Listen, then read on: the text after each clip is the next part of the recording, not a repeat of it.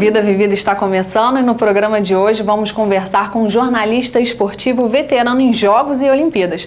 Aqui com a gente, Vitorino Sherman. Vitorino, muito obrigada pela sua presença aqui no nosso programa. E para começar, eu queria saber, você trocou a faculdade de História pela de Jornalismo? Tudo bem, Gabriela, é um prazer, uma honra estar aqui. A universidade fez parte da minha formação e é uma alegria muito grande estar aqui. Eu comecei a fazer História quando eu me formei no colégio, terminei o segundo grau, eu tinha um sonho de fazer História, adorava História porque no colégio era a matéria que eu mais gostava. Meu pai é historiador, advogado, historiador, e eu convivi desde pequeno com os livros em casa e fui fazer História. Fui vendo a realidade dos professores, fui vendo o que o futuro me esperava e acabei desistindo e optei por fazer comunicação. Assim, na verdade, eu não troquei História por comunicação. Eu parei História para ver o que eu ia fazer da minha vida e aí depois surgiu a comunicação, a vontade de fazer comunicação. Eu lembro, eu estava num bar e eu nem o conheço, mas um jornalista conhecidíssimo chamado Chico Vargas levantava numa mesa com os amigos dele, certamente saindo de uma redação, e ele levantou comemorando, hoje eu dei um furo espetacular, e gritava na mesa comemorando o furo. E eu olhei e falei, essa profissão deve ser legal, essa coisa muito viva, muito participante, e eu acho que combinou com o meu tipo de temperamento. E eu saí daquele dia, daquele bar, pensando, acho que eu vou fazer, acho que é isso que eu quero para a minha vida. E aí fui fazer comunicação, fiz vestibular aqui para a universidade, passei. Eu não optei por fazer comunicação para ser jornalista esportivo, apesar de sempre ter gostado de esporte, ser um apaixonado por futebol, especificamente. Mas a minha opção por fazer jornalismo não era para ser jornalista esportivo. Aconteceu, a porta abriu e eu entrei. Vitorino, você começou a fazer estágio desde o primeiro período na faculdade? Eu dei muita sorte e sou muito grato a um cara chamado Luiz Augusto Chabaci. O Chabaci me levou para a revista Amiga, logo no primeiro período. Ele tinha sido levado para lá pelo Moisés Fux, aqui da universidade, jornalista. E ele abriu essa porta para mim. Eu estava no primeiro período da faculdade e um maravilhoso mundo novo se descortinou para mim, aquela redação, todo mundo correndo. E já no segundo período eu estava assinando matéria e escrevendo. Isso foi fundamental para mim, porque ali eu comecei a conhecer pessoas que depois foram abrindo portas aqui e ali, e também no trabalho diário, desenvolvendo o escrever, a questão de escrever com o tempo, do fechamento, e a certeza de que era aquilo, a realização de que era aquilo, daquela adrenalina da redação.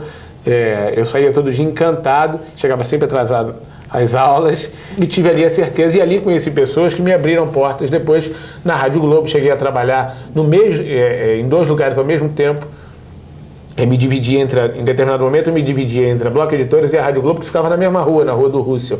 A pessoa que fazia a divulgação das revistas Bloco na Rádio Globo, uma vez eu encontrei com ela no elevador e ela me disse, e eu disse a ela que gostaria muito de conhecer a rádio, se ela podia me levar com ela. E aí ela me levou à Rádio Globo, me apresentou ao Wilton Abirrian e ao Francisco Carioca de Madrugada.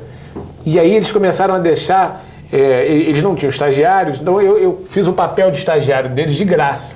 Eu ia para lá de madrugada, trabalhava de meio-dia às 6 na Bloco, de 6 às 10 eu vinha para a faculdade, depois ia direto para lá, dormia no sinal, no carro, passando mal de cansado.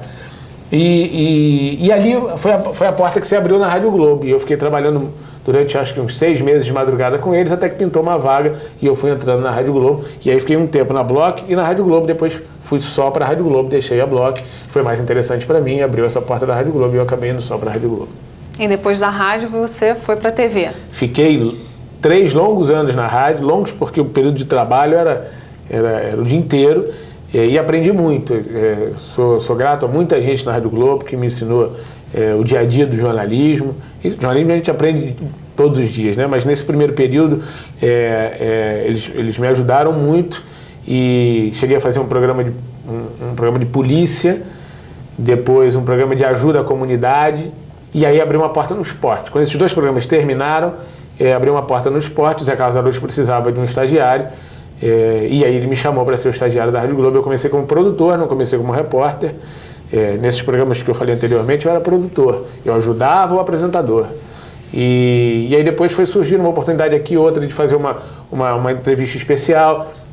Eu comecei a sacar que se eu trouxesse, mesmo eu não sendo repórter, se eu conseguisse uma entrevista, uma super entrevista e apresentasse ao Zé Carlos, dizendo, ó, tá aqui o Ronaldo, tá aqui o Pelé, ele ia ter que botar.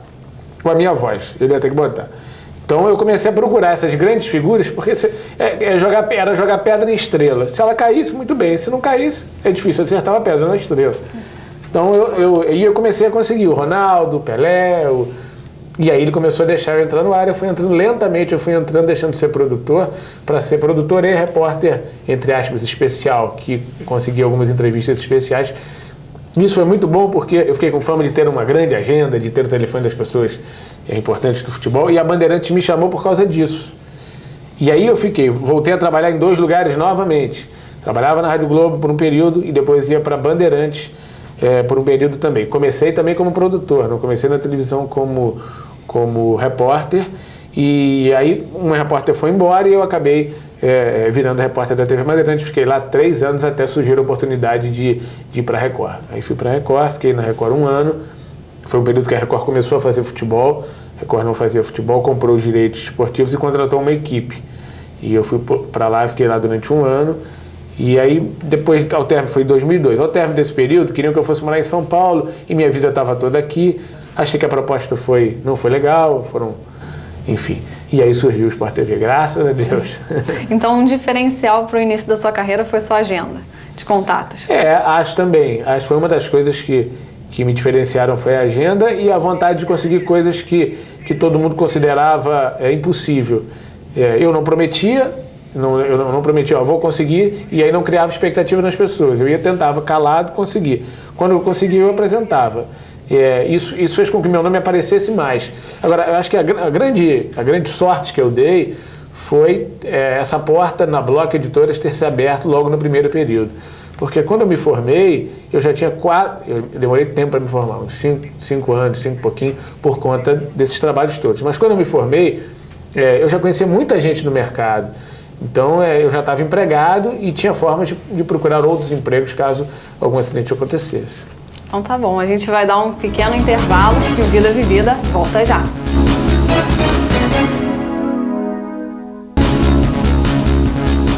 Estamos de volta com o programa Vida Vivida, conversando com o jornalista esportivo Vitorino Sherman. Vitorino, conta pra gente como é que foi, como é trabalhar no Sport TV.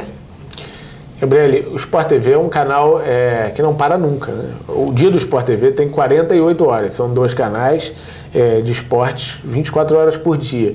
Então, é um volume de eventos, um volume de informação muito grande. É claro que todo mundo acaba sendo especializado em determinados esportes, 2, 3 esportes que você domina mais.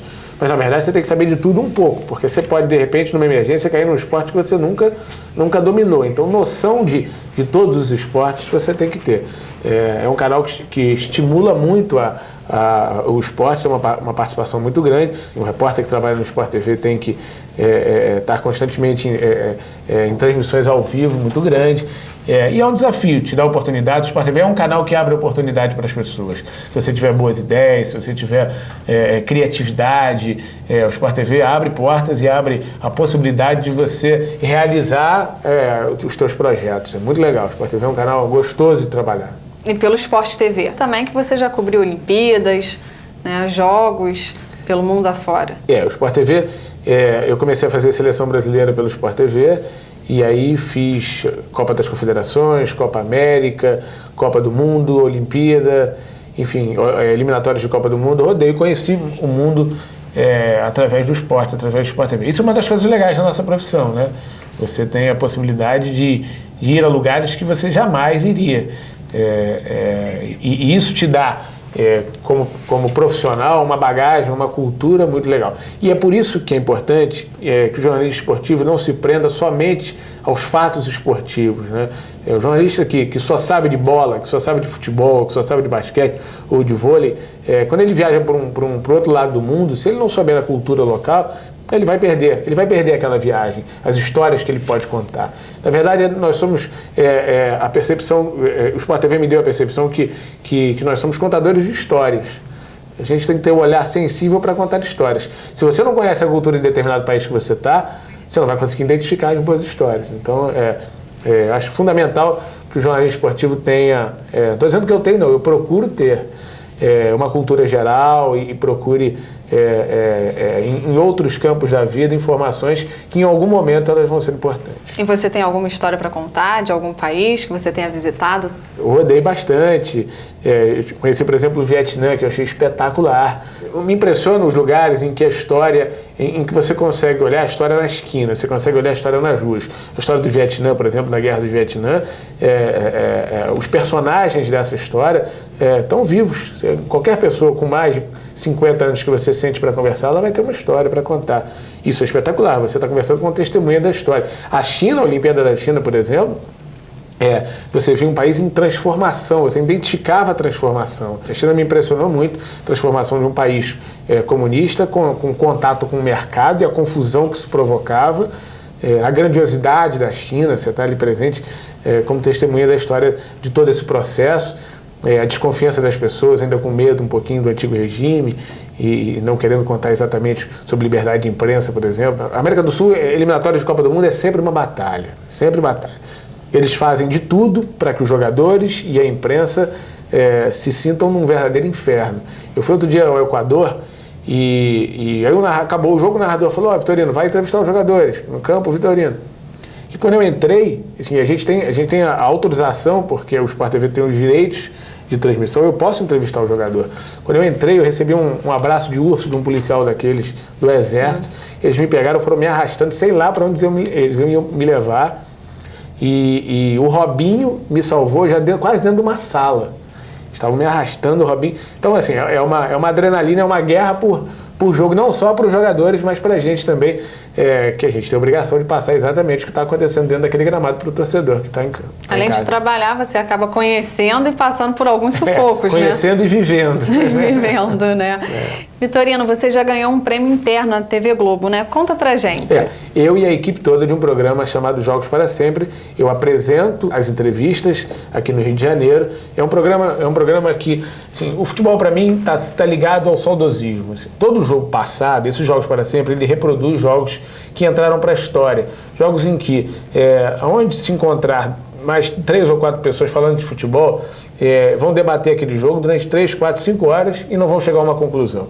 Então a gente procurou fazer um levantamento, que jogos são esses, e recontar esses jogos 20 anos depois com outro olhar, 20, 30 anos depois com outro olhar. E foi um jogo do Fluminense e Corinthians, foi a invasão corintiana em 1976, onde a torcida do Corinthians veio ao Maracanã, numa semifinal de Campeonato Brasileiro, e dividiu o Maracanã com o Fluminense. Então, tinham 2 personagens que falavam muito bem, que era o Francisco Horta e o Boston Oliveto, que era o torcedor do Corinthians. Os entrevistados eram um ganhador e um perdedor. O Francisco Horta era o presidente do Fluminense e o Oliveto era um torcedor ilustre, que a gente achou que ia dar um outro discurso e ia apresentar uma outra visão. E a gente confrontou as experiências daquelas duas, da forma como os dois viram aquele jogo, muitos anos depois, e ficou muito legal. Quer dizer, mas um prêmio em televisão é sempre um prêmio de equipe, nunca um prêmio só seu. E o programa que você já apresentou na Sport TV, como é que era? É um programa chamado Encontros para a História, que era de um prazer inacreditável. Não era trabalho, era lazer. Eu e o Lúcio de Castro, que além de grande repórter, que é meu amigo pessoal, uma vez na verdade foi um programa que surgiu de forma bem natural. Aconteceu, a gente nunca sonhou com isso, né? Assim, fiz tudo para dar errado e acabei dando certo. E a gente começou a pensar, quem é que no esporte fez tudo para dar errado? É claro que a comparação, cada um guardado as devidas proporções, obviamente. Mas quem é que fez tudo para dar errado e deu certo? O Romário fez tudo para dar errado e deu certo. O Romário nunca foi um atleta, nunca foi um cara organizado, nunca foi. O Zeca Pagodinho, como cantor, também fez tudo na vida para dar errado e deu certo. E a gente pensou, e se a gente juntasse esses 2 caras? Ia ser muito engraçado. Mas juntar a agenda do Romário com a agenda do Zeca Pagodinho são 2 fios desencapados, né? Então você conseguir juntar esses 2 foi uma luta. E a gente conseguiu, e ficou muito legal. Assim, e foi um dia antes do Romário marcar o 1000º gol. Então era o mundo inteiro atrás do Romário, e a gente conseguiu naquele dia o Romário e o Zeca Pagodinho, e o Zeca Pagodinho tomando cerveja, ensinando para o Romário como é que se toma cerveja gelada. Foi muito gostoso. E a partir dali deu vontade, a gente falou, olha, a gente pode juntar pessoas aqui e sem nenhum compromisso, vamos juntando, vamos fazendo e vamos apresentando, sem nenhuma periodicidade obrigatória, porque você não junta 2 estrelas no dia que você quer, você sabe disso.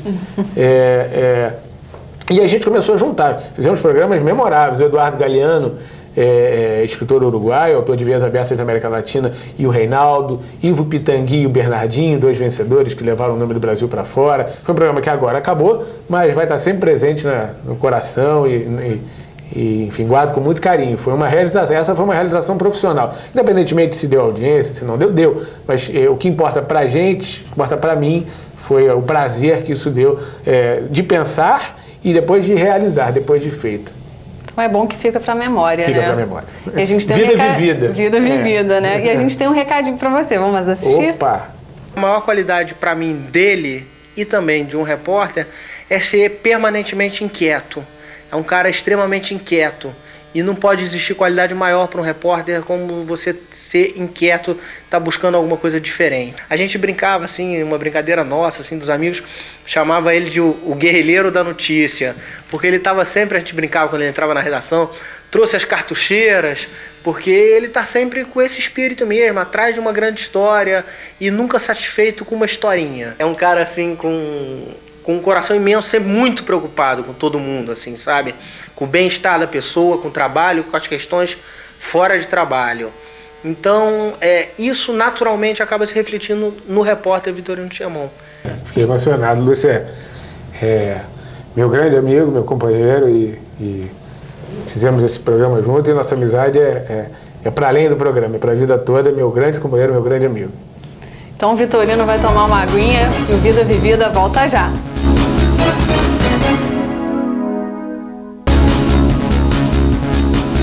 Olá, estamos de volta com o último bloco do Vida Vivida, entrevistando o jornalista esportivo Vitorino Chermon. Depois de tantas viagens que você faz, como é que fica a sua relação com a família?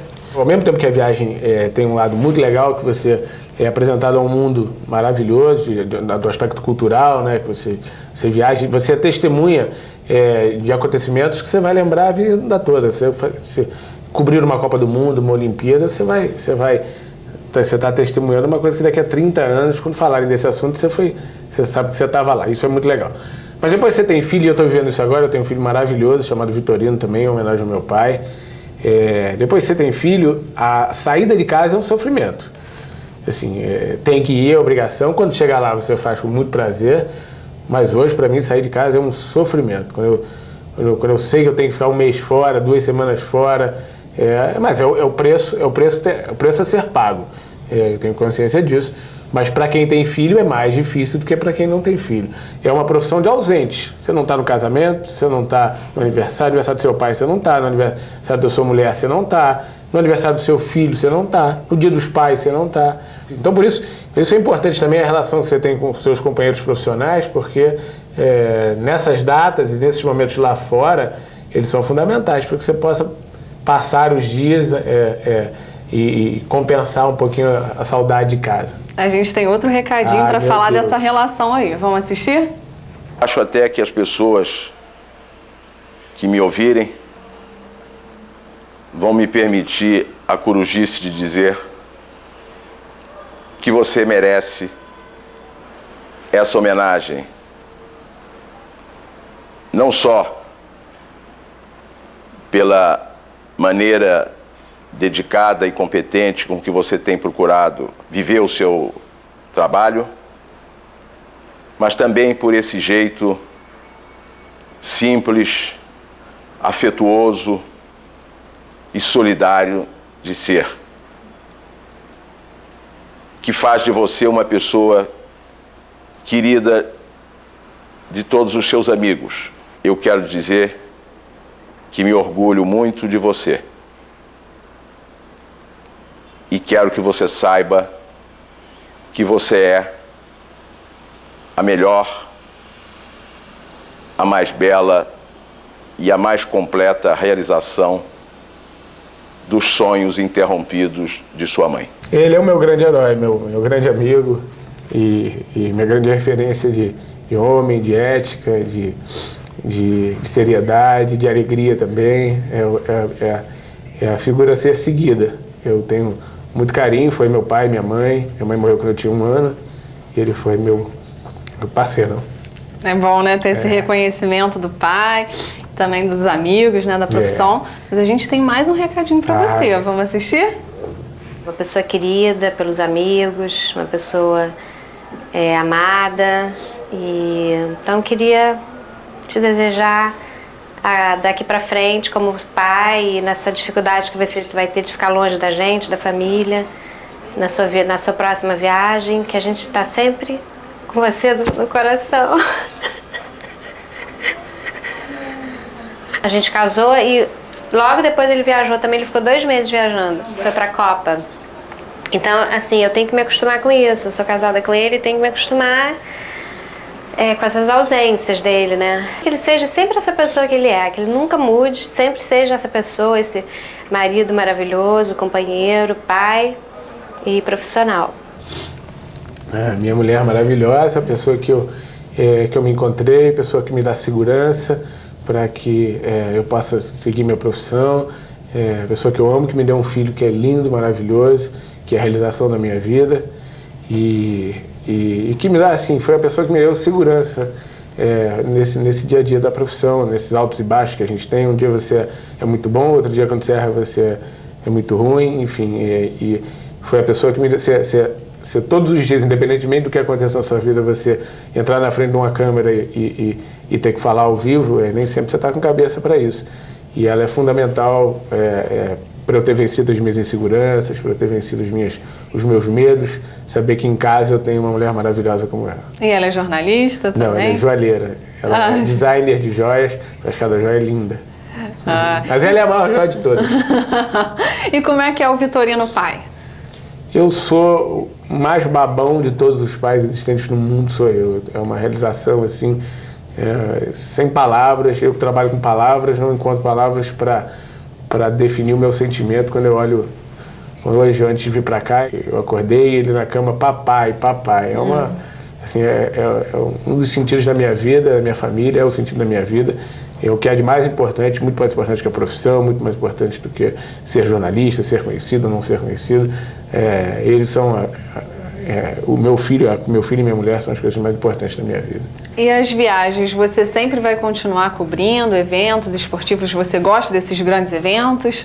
Eles são desafiadores, né? Eu tenho muita vontade de fazer grandes eventos e sei que eles são diferentes. É diferente para o atleta e é diferente para quem cobre também. A adrenalina é diferente. Você tem alguma mensagem para deixar para os estudantes de jornalismo? Eu acho que acreditem, assim, tem espaço para todo mundo. Você tem um sonho, tem vontade de ser um jornalista, acredite. Acho que, na verdade, a gente tem que ter vontade de contar histórias. A gente tem que tomar cuidado com o ego, deixar o ego de lado, e se você tem vontade de contar histórias, se você olha para uma outra pessoa e se importa com a outra pessoa, se emociona com a outra pessoa, você vai contar boas histórias. Se prepare culturalmente, fale línguas, se possível, para que você tenha elementos para poder botar essa sua emoção para fora, para você saber contar essas histórias. Já que você foi aluno da universidade, você tem algum recado para deixar aqui para a universidade? Eu tenho muita gratidão pela universidade, pela formação que me deu. Eu consegui formação e consegui ter grandes amigos aqui dentro e grandes professores pelos quais eu tenho muito carinho. Queria aproveitar e fazer uma homenagem para o Dilma Elias, que foi um grande professor que eu tinha, e a vontade dele emanava nas pessoas. Eu saía da aula sentindo aquela paixão dele. O Dilma Elias era um professor de rádio que era um apaixonado, e eu acho que é essa paixão que a gente deve ter. É essa paixão que faz a gente realizar as coisas. Então tá bom, Vitorino, muito obrigada pela sua presença. Obrigado a vocês. Vida Vivida fica por aqui. Se você quiser entrar em contato com a nossa produção, envie um e-mail para tvuniversidade@universidadecomc.br. Tchau, até o próximo Vida Vivida.